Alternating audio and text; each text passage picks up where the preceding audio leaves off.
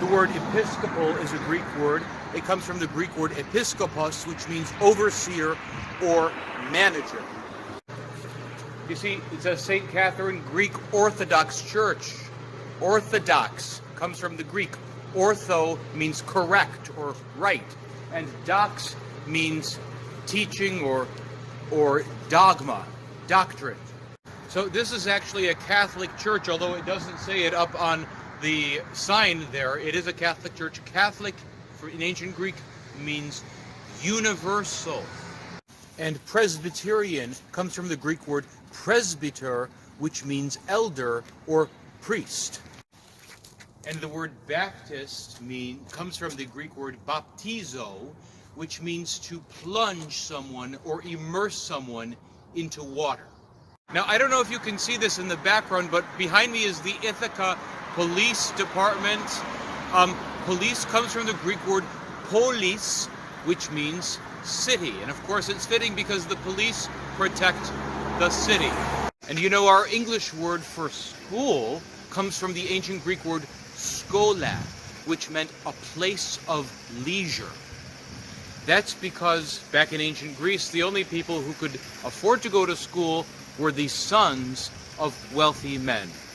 And so school was for the leisured classes. And mathematics comes from the Greek word which means what one learns, or it even means one's lesson. And up here, the word physical. Well, you know this physics and physical education. We have these words. It comes from the Greek word physikos, which simply means natural. And the word music comes from Greek. It comes from the muses.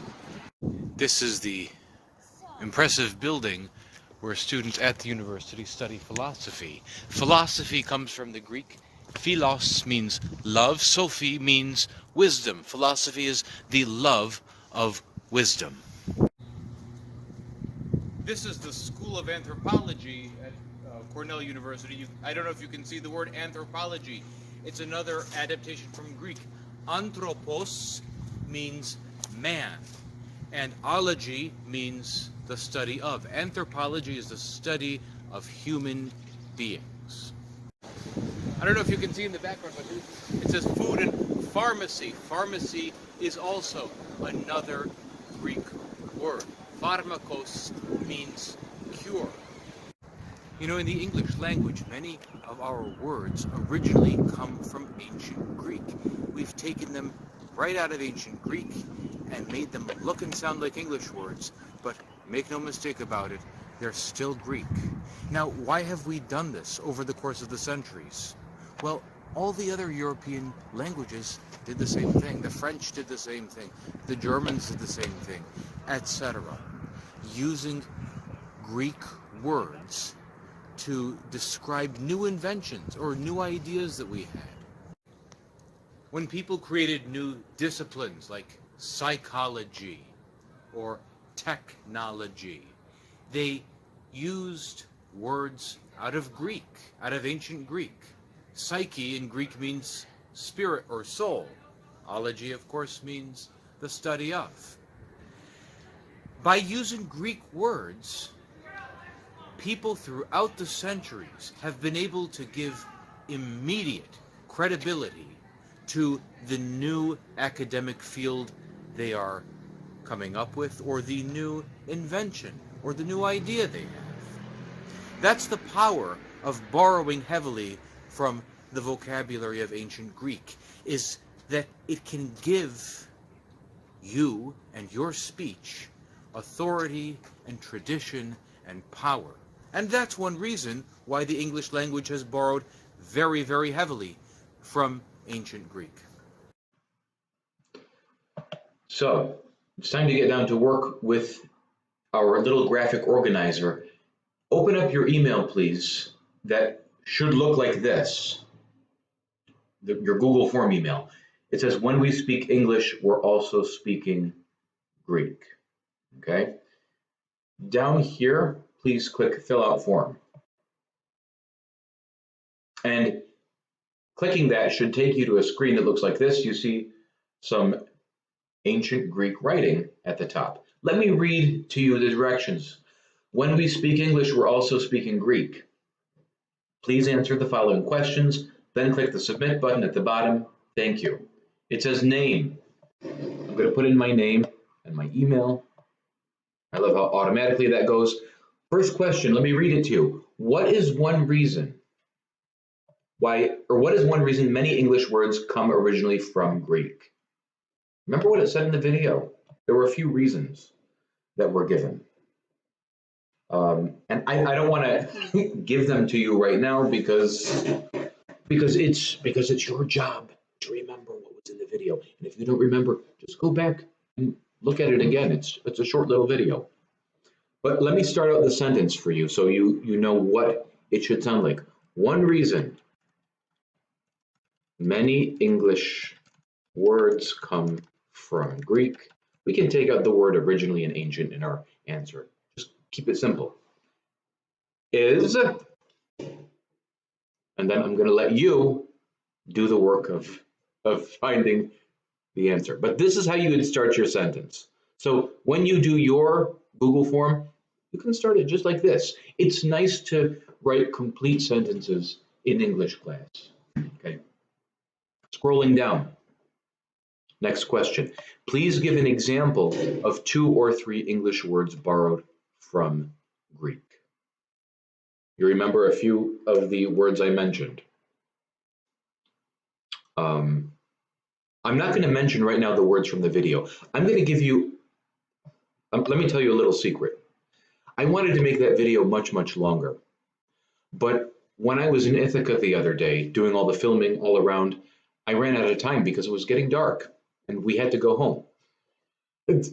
So I wanted to include many more things. I started with some, churches. I had categories. I was going to do religion, churches, and then I was going to do academic subjects at Cornell University. So, philosophy, mathematics, physics, etc. And then I wanted to go all around Ithaca and film a bunch of other Greek words and then tell you about them, but I just didn't have time. So I'm going to teach you a little something right now. Okay, I just have to get out my book of the notes that I took right here in front of me. Here's an example of another English word that comes from Greek. This was not mentioned in the video. Democracy. And demos in Greek means the people or the common people, not royalty, but common people. And the kratos part means strength. Okay, so democracy literally means the strength of the people. Let me look at my notes. Yeah, architect. I wanted to go in front of like an architect firm in Ithaca and, kind of film the word architect and say something about it. Architect. Oops. Arch means head or chief, okay, in ancient Greek. And tect means builder. So an architect is the chief builder, okay? Another word I wanted to show you was economy. And I actually, on Route 13, there's a little, just outside of Ithaca, on Route 13, there's a little motel called the Economy Inn. And I actually did make a film in front of the sign, but then for some reason, I couldn't upload that segment to my computer. It wouldn't take it. So economy means household management. It means the management of a household in Greek. In ancient Greek, they said oikonomos or oikonomia. That's economy, okay? I have a few more for you that I think you're going to love. Therapy, yeah. I was going to find a physical therapy clinic and show you this. Therapy, it's Greek, and therapia, that's the original Greek. Therapia means curing or healing. So our English word comes from that. Theater. is another one I'm teaching you. Theater in Greek, it comes from the Greek theatron, which means a place for viewing something. And that comes from the Greek word theomai, which means to see or to watch, okay? I wanted to find a gym, an exercising facility, because gymnasium also comes from ancient Greek. And gymnos in ancient Greek means to train naked or to exercise naked, because in the original Greek gymnasiums, the men who went there, it was just the tradition. I know it sounds kind of strange, but they had to do their exercises naked. That's how they did it in ancient Greece. So we use this word, gymnasium. And I think I had one more for you. It's somewhere in my notes. Well, anyway, no, forget about it. Needless to say, in English, we have so many words that are taken from ancient Greek. Catastrophe, okay, that's taken from Greek. Panic, panic refers to the Greek god Pan, because he lived in a cave. He was very wild looking. He had a flute, a pan flute that he would play, and whenever strangers would walk near his cave, he let out howls and shrieks to scare them away, because he was kind of antisocial. And when strangers or wanderers heard the god Pan screaming like this, they ran away in terror. They ran away in panic. So panic is named, the word comes from the Greek god Pan, who inspired panic in people. And there are so many other words. I could go on, and I'm not joking. I could literally go on all day, but I'm going to stop myself, for heaven's sake. Let's go to the next question. Okay. And yes, anyway, yeah, let's go to the next question. In the 19th century, that means the 1800s, many scholars in England and America wanted to purify the English language of all foreign words. These scholars felt the English language should not merely copy words from other languages such as Greek and Latin. These scholars suggested placing Greek and Latin words or replacing Greek and Latin words with English words. For example, the word anniversary would have become yeartide. The word flexible would have become bendsome. The word musician would have become gleeman. Do you think a purification of the English language is necessary? How comfortable are you with the English language borrowing words from other languages? Please explain your answer. And now, before we start our answer, I'm not joking. This is a real thing. Over 100 years ago, many intelligent people thought that the English language had way too many foreign words and that we needed to scratch them all out and invent more English sounding words instead. This is still, as they say, this is still a thing in other countries. In France, for example, in France, the government has legislation. They have laws that govern whether the French language can borrow words from other languages. The government decides if it's okay, for example, for French to, borrow words from German or English or whatever. Okay. In many European countries, the governments say to store owners or to restaurant owners or any shop owners that there's a limit. There has to be a limit to the number of foreign words on their shop signs. Okay, imagine that. And it's because the governments want to protect the languages from too much foreign influence. So let me give you an example. The government would say you can't, for if you have a pizzeria, okay, you can't have too many Italian words. If you're in Germany, you can't have too many Italian words out on your front sign, to attract people. Maybe you can have the word pizza, and then that's it. Okay, you can have one Italian word, one non-German word on your sign advertising what you do. Okay, but you can't like make a list of Italian words because we need to preserve the German identity of our cities, and we don't want to see Italian words because we don't understand what they mean anyway. Okay, that's an example, and they really do this. Okay, in other parts of the world. Well, what do you think? How comfortable are you with the English language using other words from other languages? Let me give you an example of how I might answer this question. And I'm just going to be brutally honest. I really don't mind foreign words because languages change. Languages change over time. And if a language is not changing, that means it's dead. It means nobody's speaking it anymore. Latin, the Latin language doesn't change anymore. Okay, it's set in stone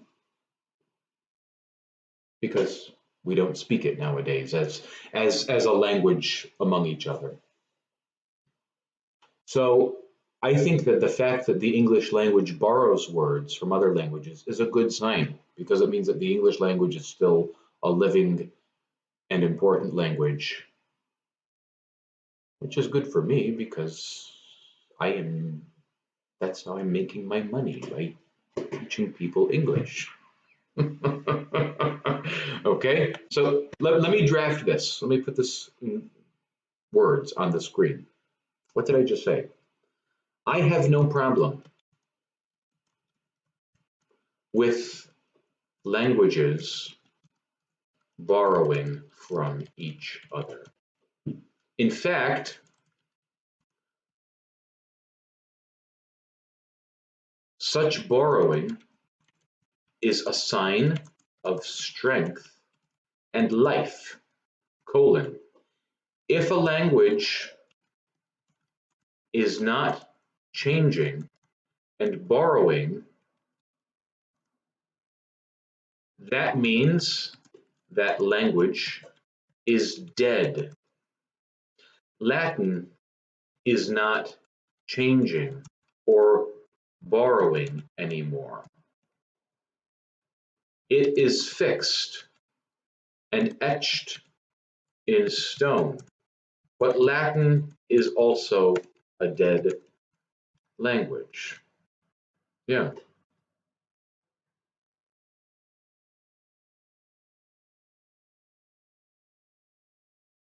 The fact that a language borrows from other languages, okay, the fact that a language borrows from other languages is a sign that language is alive and well, and its people are interacting with other countries and cultures. Now think about that. The English language would not change if, well, think of this example. Let's say 100 speakers of English, 100 people from Chemung County, New York, decided to start their own society out in the middle of the wilderness and to not let anybody else in ever, to build a big wall around their little kind of kingdom. Let's say they went out to, I don't know, the middle of Montana or Idaho. Okay, and then they had kids, and then their kids had kids and their had kids and so forth. And everyone just lived in this little isolated world, and they cut themselves off from TV, radio, newspapers, internet, phones, and they didn't let anybody in, and they didn't let anybody out. Guess what? The way they spoke English would not really change after 100 years or 200 years or 300 years. They would not have any words for technology, for new technology. They would not have any words for new foods. They would not have words for new scientific discoveries, okay? Because their language and their culture got cut off. And I don't think that would be a good thing. I don't think that's something that you and I would desire for ourselves. You know, we don't want to be cut off from the rest of the world in a state of perpetual quarantine. So it's good that English borrows from other languages, because it shows that we're engaged with the modern world. Okay, so that's my response. You could say the opposite. You could take the opposite approach. You could say, yeah, I think that in America we should be like the French or other European countries, and our government should say no more foreign words. You have to call things by English names. And if you can't think of an English name, we'll provide an English name for you. Okay? That's what they do in other countries, because they want to preserve their language. They want to preserve their tradition. They don't want it to change. Maybe you feel that way. Anyway, I'm done now. I'm going to submit. And once you've submitted, you should see a screen that looks just like this. So go ahead now and you do your Google form that I've sent you, fill it out, and say something intelligent. After you've written your intelligent response, please read it to make sure that any little small grammatical errors are kind of weeded out, and then send it to me. And I hope you have a wonderful rest of your day.